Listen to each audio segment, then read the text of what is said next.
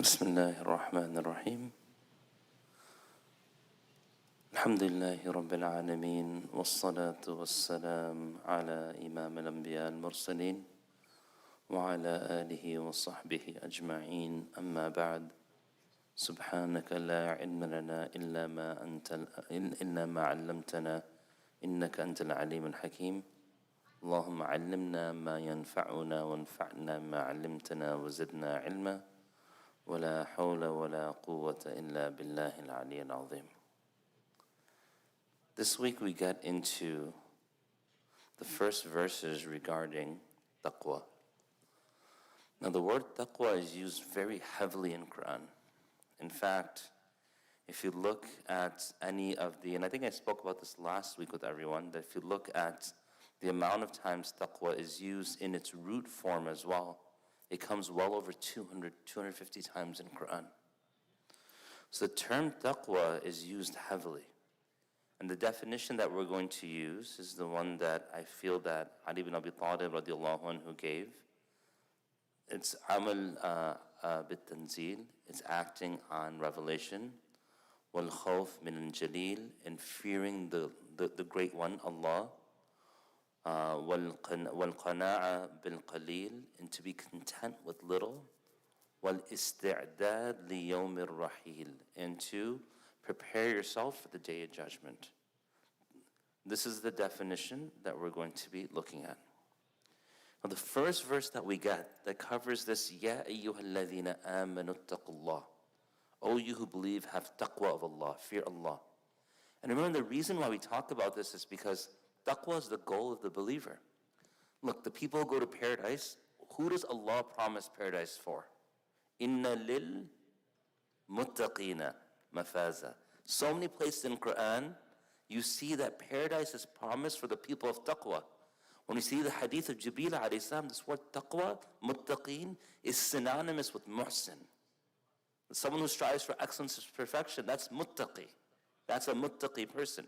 And this is why at the end of the month, that shaitan is removed, the nafs is crushed, the community is engaging in worship. At the end of that month, what is the goal? لَعَلَّكُمْ تَتَّقُونَ. So there are 7 verses that say, oh, you who believe, achieve this, which is not an easy thing to do.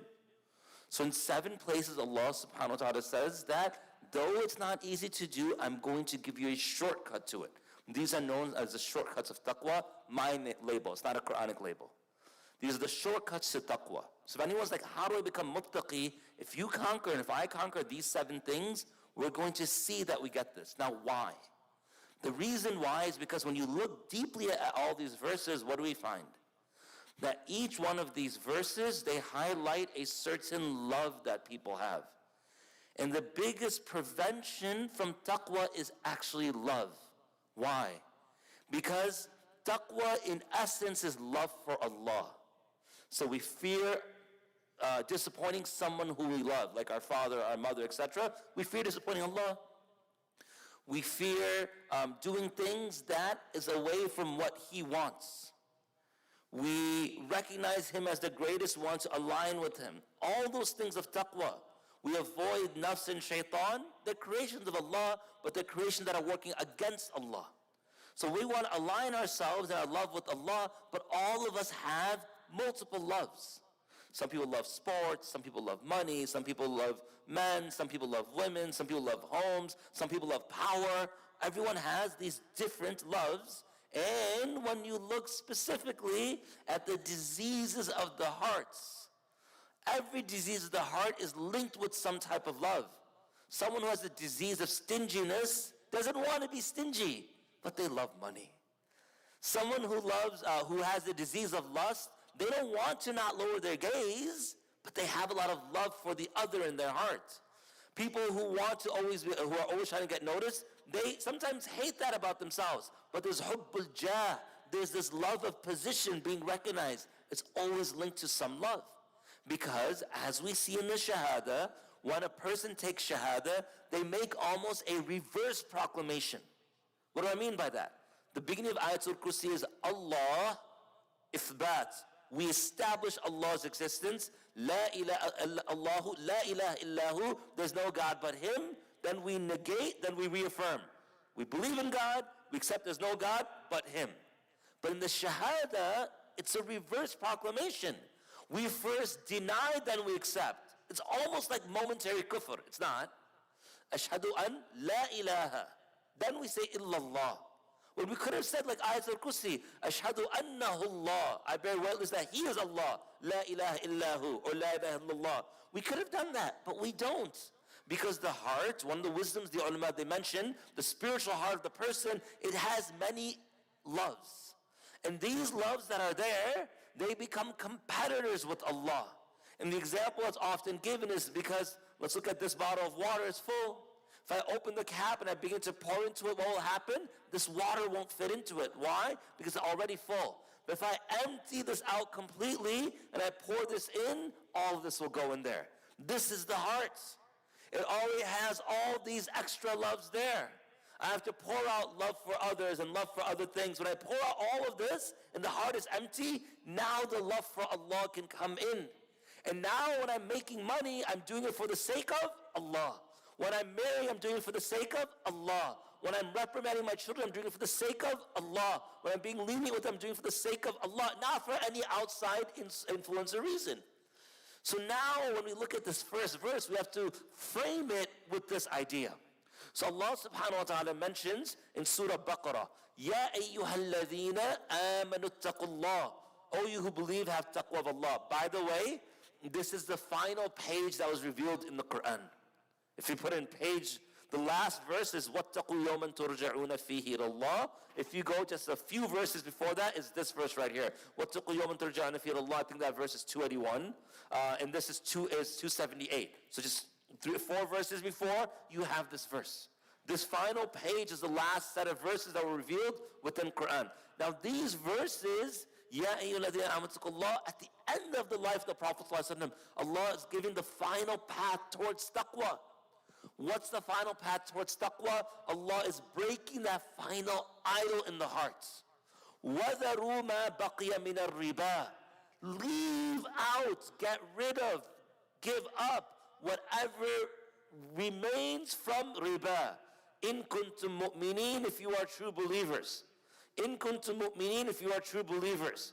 So here Allah subhanahu wa ta'ala is highlighting that there is a competitor between Allah and the believer. And in this case, it's interest, and by extension, it's wealth in general. Allah Ta'ala mentions, زُيِّنَ النَّاسِ حُبَّ الشَّهَوَاتِ مِنَ النِّسَاءِ وَالْبَنِينَ وَالْقَنَاطِيرِ الْمُقَنطَرَةِ مِنَ الذَّهَبِ وَالْفِضَّةِ وَالْخَيْلِ الْمُسَّوَّمَةِ بِالْأَنْعَامِ وَالْحَرْثِ. That what's made beautified to mankind after a wife and children or husband, children, is what? All these types of wealth. Piles of gold and piles of silver and types of horses, all these types of possessions.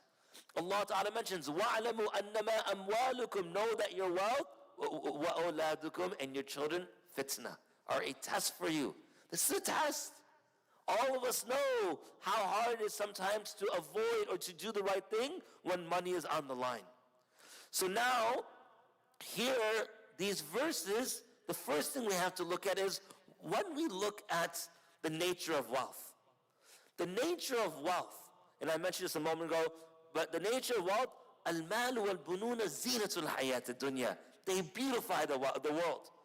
This wealth beautifies, why? Because it gives certain privileges to people. You can dictate your life the way you want. If people have a lot of wealth, they want a large house, they can get that large house. They want a new car, they can get that new car. They want nicer clothing, they can get that nicer clothing. In many cases, they can buy themselves presidency, etc. They're able to do all of that through wealth. They gain influence in all this position through wealth. So, al-malu wal-banuna zinatul hayat ad-dunya wal-baqiyat as-salihatu khayrun 'inda rabbika thawaban wa khayrun amala. Though these things are beautified for you, what's better are the everlasting actions that may even seem small. And baqiyat as-salihat, some of the ulama say it's the prayers. Some of the ulama say it's the dhikr, like subhanallah, alhamdulillah, Allahu akbar, la ilaha illallah. Some of the ulama, they say it's any small good deeds that you can do that's more dear to Allah.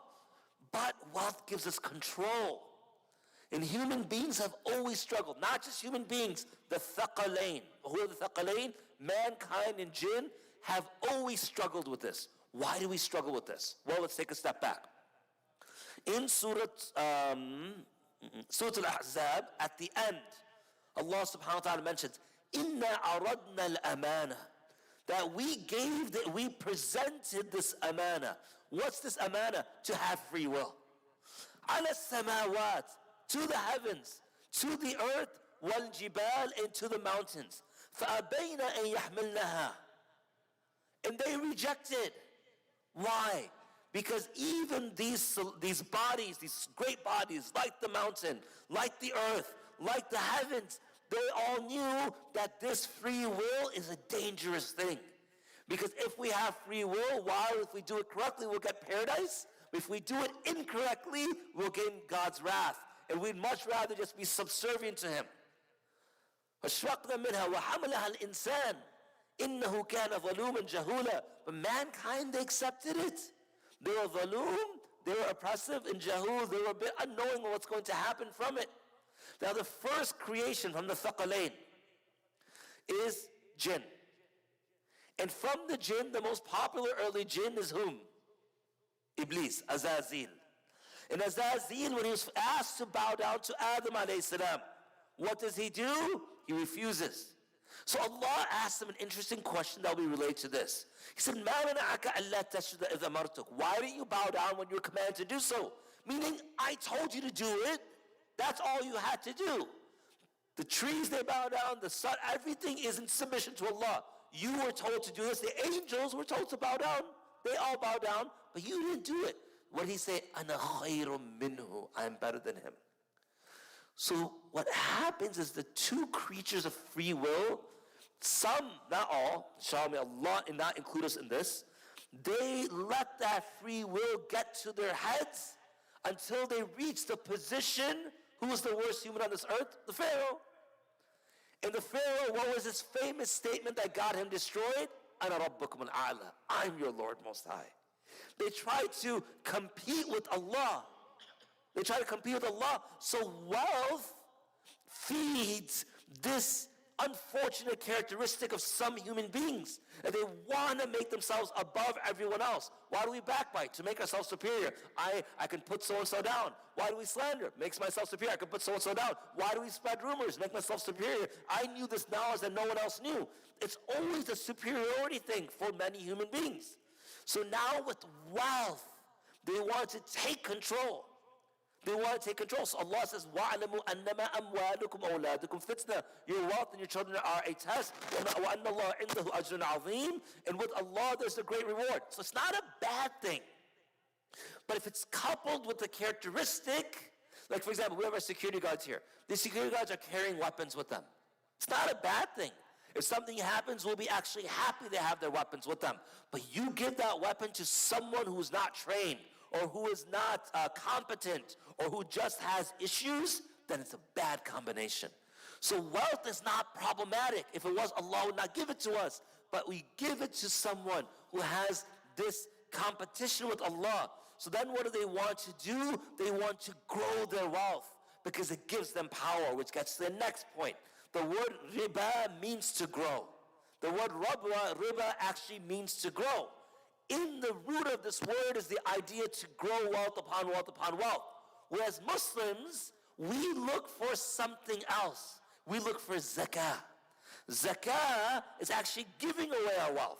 In zakah, by giving away, what are we doing? We're purifying our wealth.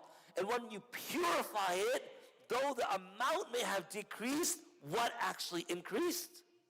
The barakah of it.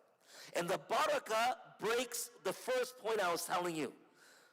Riba, it does what? It grows. You want amount versus Allah.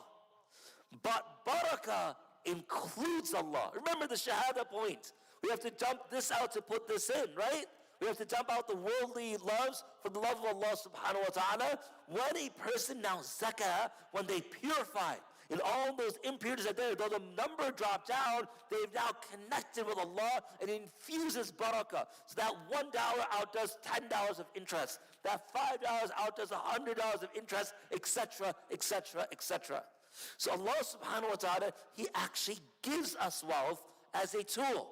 Now in the Quran he mentions يَمْحَقُ اللَّهُ الرِّبَا وَيُرْبِي الصَّدَقَاتِ. That Allah subhanahu wa ta'ala, what will he do? يَمْحَق. He destroys wealth. He destroys riba.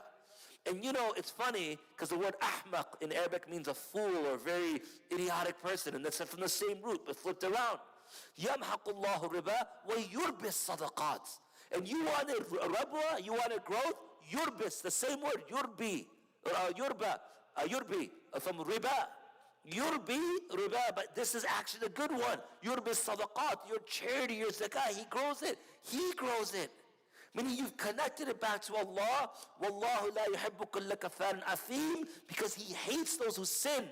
Those who sin, what they do is they put themselves in front of Allah.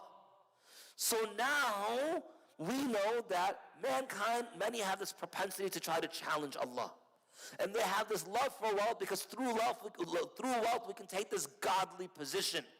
It's no coincidence that one of the wealthiest presidents that we have who's sitting there today is also the one who put himself in a pontiff costume online. Because it's showing deification of the self. Why? Because when you have wealth, you begin to fool yourselves. Not you, but people begin to do it. And so Allah subhanahu wa ta'ala is breaking that. And then he's showing us, you want true growth? It's not through riba, which we'll get into shortly, very soon actually. Rather, it's going to be through what? That which is permissible. Then Allah subhanahu wa ta'ala, he mentions earlier, الَّذِينَ يَأْكُلُونَ الرِّبَا لَا يَقُومُونَ إِلَّا يَقُومُ الَّذِي يَتَخَبَّطُهُ الشَّيْطَانُ مِنَ الْمَسِّ. That the one who accepts interest will not be able to have any firm reality except for that person who's been touched by Satan. Like they act crazy and demonic. Why? ذَلِكَ بِأَنَّهُمْ قَالُوا إِنَّمَا الْبَيْعُ مِثْلُ الرِّبَا. They say, well, sales and interest is almost the same thing. Now, buying and selling is legal. Like I just had this student ask me, she asked me on Wednesday, I said, Brother Saad, if I want to buy a car and this car has an interest rate, I know that's not allowed. But I've been told you can buy out the interest rate. Isn't it haram to buy to pay interest? I'm like, yes, it's haram to pay interest. So how do you buy an interest rate? I'm like, no, the concept is different. Let's say I'm buying a car for $10,000 and there's X percent interest. I'm not good with math, so I don't want to give real numbers. There's X percent interest. Now, if you pay that interest every month for 5 years, the cost will be $15,000 for the car. So you can go and say, listen, I don't want to be involved in this interest. I want to redo this contract, and I want to say I'm not buying this car for $10,000. I'm going to buy it for $15,000. If I pay it off in 1 day, it's $15,000. If I pay it off in 1 year, it's $15,000. If I pay it off in 5 years, it's $15,000. No matter what, you'll get that amount. That's permissible. So she's like, how could that be permissible? I'm like, look, let me ask you guys a question. There's a woman. There's a woman who's not really related to me, and I take that woman home with me. Is that permissible? No. Let's say you see me take that woman home with me. Is that permissible? No. Let's say you see me buy her a gift or give her some wealth, and I take her home with me. Is that permissible? No. If I say I propose, she says I propose, or her father says I propose myself in marriage to you, and I say I accept, and I gave the same thing, just give her a little gift, and I walk home with her. Is that permissible? Yeah. What changed? Wording. Wording changed. Ijab and qubul. Let's take another example. There's an animal. I'm driving. I don't see this deer. I hit it with my car, killed it. Then I put it in my car. I take it home. Is that permissible? No. To eat it. And so I'm driving. I hit an animal. It's struggling. I get out. I take out a knife. I quickly slaughter it because I see it. I don't say anything. I just quickly slaughter it because I see it struggling. Then I'm like, oh, let me just go home and eat it. Is that permissible? No. I jump out. I quickly slaughter by saying Bismillah. Now I take it home to eat. Is that permissible? What changed? Wording. Wording is essential. Wording is essential. People don't understand that when they say, I had one uncle say to me, well, I don't understand. You're saying, I'm saying this, and you're saying this, and it's the same thing. And those of you who are listening online, I'm saying grab my ear with one hand, and you're saying go behind the head and grab the same ear. It's a very strange saying. I read it multiple times. And it's the same thing. It's not the same thing. It's not.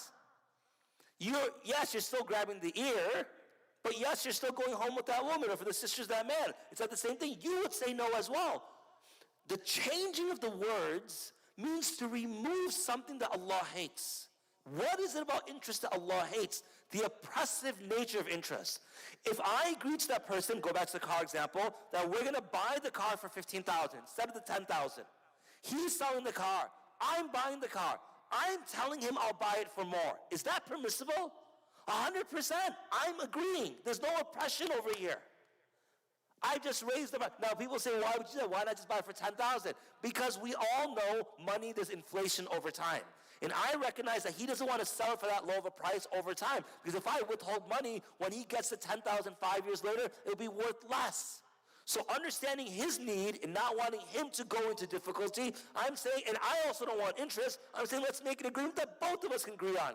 You want $10,000 now or $15,000 later or something in between depending on the increment by which I pay by the interest amount, forget it. I'll give you the full $15,000 and you give me the same 5 years, and if I pay within 1 day, 1 year, or 5 years, I'll still pay it off. We're in agreement, we're good. It's no longer interest. Interest, the issue is a person's making money on top of money. The money itself can't earn money. A product can earn money. A service can earn money. That's not oppressive. If you do a service for me and I pay you, that's oppression if I don't pay you. If you give me a product and I pay you, it's oppression if I don't pay you. But if you just give me money, because who usually needs money? Let's think about this Islamically. It's the ones who are poor. If we go and we give them wealth to borrow, and then we charge interest, they already didn't have the money in the first place. And I already had the upper hand. I had the money. Now I gave it to them. I'm charging them for what? What am I charging them for? The fact that they got money? Now they're already struggling. It defeats the spirit of sadaqah and zakah. Look, the Prophet ﷺ, what does he tell us? The 7 people promised the shade of Allah on the Day of Judgment. All of us want to be there. But put that hadith aside. Look at another hadith. The Prophet ﷺ mentions anyone who gives a loan and they delay it because of hardship, or they forgive it because of hardship with that person, Allah will put them under the shade of Allah's throne. It's a different hadith. Just like Imam Adil, the just Imam, just like the person who's tempted by a beautiful person and says, I fear Allah, just like the one who weeps to Allah at night, no one can see them. Just as the one who gives sadaqah so secretly, the left hand is over the right hand knows. Just like the person who's heart attached to the masjid, just like the youth who spends his life or her life, or the youth in the sake of Allah, this person also gets the shade of Allah's throne. Why? Because they see the problem that person's going through. And they know this money didn't come from my earning. It came from Allah as a gift for me. And I'm a conduit of benefit to others. I need to benefit. Allah will give me. So, when a person, now I give a loan, let's say pay me back instead of $100, $110, that person didn't have the 100 to begin with. Where are they going to find that $10? Why am I putting them through hardship? And then I do this to 10, 15, 20 people. I'm building my money off of what? Nothing. And I'm oppressing the people who need it. And these like IMF loans, these International Monetary Fund loans that go to countries that are already dying, and you give them like 15, 20%, 25% interest. How are they going to pay that? They just try to build a well or some infrastructures, etc. And that is now being used against them. So Allah Ta'ala says, yes, buying and selling is similar to interest. But what's the difference? Ahallallahu al-bay'. Allah made buying and selling permissible. Haram al-riba. And He made riba haram. That itself should stop a person. Why? Because they see this is haram. And Allah hates this. And again, why do we have money? To grow closer to Allah. So the last thing I want us to talk about, actually there's a couple quick things. Growing wealth itself should not be a cause of harm for others. Jabir ibn Abdullah mentioned that the Prophet cursed the one who accepted interest, and the one who paid interest, and the one who wrote the interest down, and the one who witnessed the contract of interest. And he said they are all equal. Because they're all part of oppression. Now I know it's not easy. I know it's not easy. And people say things like, well, brother, the Islamic financing, it's similar. Allah already said it's similar. but one's halal, one's haram. If 10 muftis have signed off on something, and people who are financial experts, on the Day of Judgment, I'm free of responsibility because they've signed off. I'm not a scholar with that type of financial knowledge. If Mufti Taqi Sahib and others have already signed off on it, I have i'timad on them. Abu Hurairah said, on the night of Isra and Mi'raj, I came upon a group of people whose bellies were like houses. They were full of snakes which could be seen from outside their bellies. I asked Jibreel alayhi salam, who are these people? And he said, these are the people who used to engage in interest. And so we have to be careful of this. Now, there's two things that I go till 2:05, go half hour, 1:35 to 2:05. Allah, after this verse, when he says, oh, you believe, have taqwa of Allah and leave that which from interest if you're true believers, he says something that's frightening. And he always says this two places, one in an authentic hadith and one in Quran. فَإِن لَمْ تَفْعَلُوا, and if you don't stop, فَأْذَنُوا بِحَرْبٍ مِّنَ اللَّهِ وَرَسُولِهِ, prepare for war against Allah and His Messenger. And